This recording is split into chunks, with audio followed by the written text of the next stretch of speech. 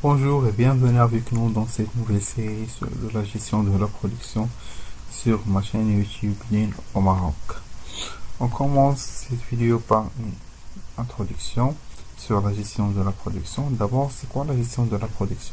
La gestion de la production est l'ensemble des activités qui participent à la conception, la planification des ressources, leur ordonnancement, l'enregistrement et la traçabilité des activités de production, le contrôle des activités de production de l'entreprise pour transformer une matière première en un produit fini.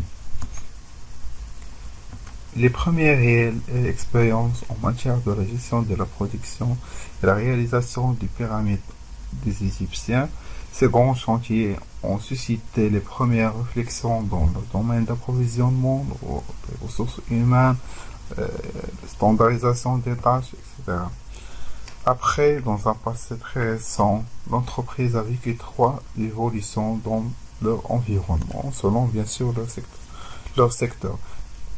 La première phase d'évolution représente une période de forte croissance avec un marché porteur, une marge confortable de gain, offre inférieure à la demande. Prenons cet exemple. Pour chaque 8 clients, on a 4 produits. Donc, l'entreprise suit la logique de produire puis vendre. Il doit seulement produire, oui, il y a la demande, il n'aura pas de problème pour vendre ses produits. Dans la deuxième phase, l'offre est égale à la demande. Le client a le choix du fournisseur. La demande est égale à l'offre. Il apparaît dans cette phase plusieurs termes comme l'approvisionnement, la prévision, la maîtrise de process, la régulation des stocks. L'entreprise suit la philosophie de produire ce qui sera vendu, c'est-à-dire il fait la prospection du marché, après il fabrique ses produits. Dans la troisième évolution, il y a une offre excédentaire, la concurrence entre les entreprises. On a pour chaque produit, pour chaque client, il y a plusieurs produits, plusieurs choix. Il apparaît dans cette phase plusieurs nouveaux termes comme la démarche juste à temps, la qualité totale, le lean production, le SDI, le RP, la supply chain. On va voir après dans cette série tous ces termes.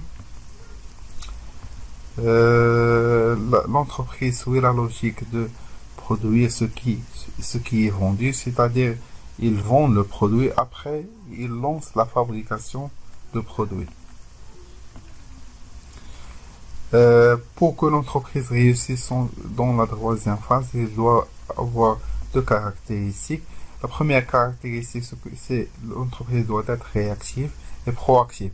Réactive, c'est-à-dire s'adapter très vite et en permanence aux besoins en produits de plus en plus variés.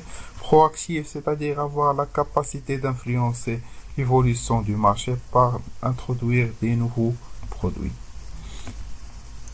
Ensuite, pour arriver à cela, l'entreprise doit transformer des activités indépendantes en processus continu par la chasse de gaspillage, mettre en œuvre un processus continu d'amélioration Kaizen, contrôler le temps d'approvisionnement, fabrication, livraison et conception pour fabriquer un produit à un prix réduit, de bonne qualité et dans le délai confirmé par le client, bien le plus proche délai.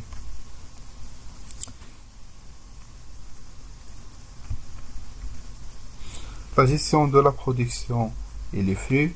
Dans l'entreprise, il y a 2 types de flux, le flux physique et le flux d'information. Le flux physique, c'est le flux de matières premières, le flux de produits finis, des pièces de rechange, tout ce qui est physique.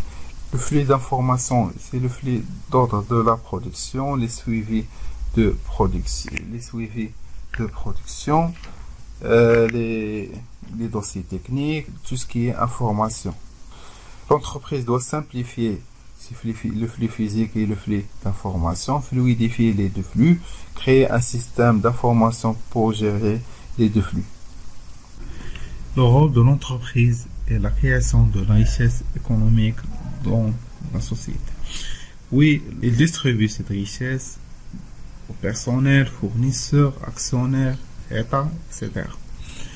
Le système de création de la richesse commence par l'achat de la matière première, puis l'entreprise transforme cette matière première en un produit fini et ils vendent après dans le marché.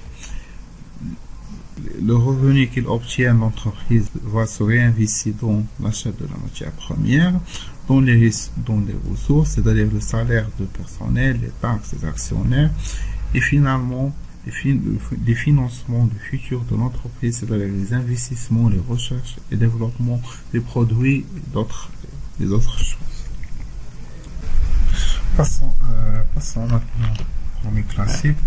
Avant qu'il y ait apparu la concurrence dans le marché, l'entreprise calcule le prix de revient de chaque produit, puis il ajoute sa marge bénéficiaire et ils vendent le produit avec le prix de vente voulu par l'entreprise. Mais aujourd'hui, les choses sont changées. Le prix de vente est fixé généralement bien imposé par le marché. Donc, l'entreprise, pour augmenter sa marge bénéficiaire, il doit diminuer le coût de revient pour augmenter la marge bénéficiaire. On aura ici le prix de vente moins la marge bénéficiaire. La marge bénéficiaire considérée comme une objectif, puisque si on augmente la marge bénéficiaire, le revenu de notre entreprise va automatiquement s'augmenter et est égal à le coût de revient. On appelle ça le target costing ou bien le coût de revient ciblé. Les moyens financiers de chaque entreprise dépendent de la quantité la quantité d'achat et de vente et le cycle de fabrication. Si l'entreprise a des moyens financiers, elle peut acheter des grandes quantités et déployer les moyens financiers pour réduire le cycle de fabrication pour vendre de plus en plus. Ici, c'est un exemple.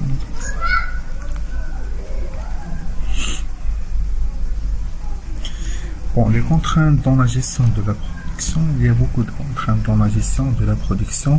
Prenons ces trois exemples. En prenant par exemple la contrainte du temps, le service commercial dit que les délais doivent être le plus court possible. Le service de fabrication dit qu'il faut du temps pour fabriquer des produits de qualité.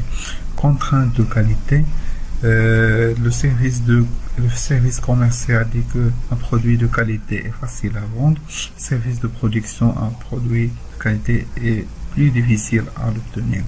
Contrainte de prix, un produit est plus facile à vendre si son prix est faible. Le service de fabrication dit les contraintes de coût sont toujours difficiles à tenir. Voyons ici l'importance de la gestion de production, bien le service de production dans l'entreprise.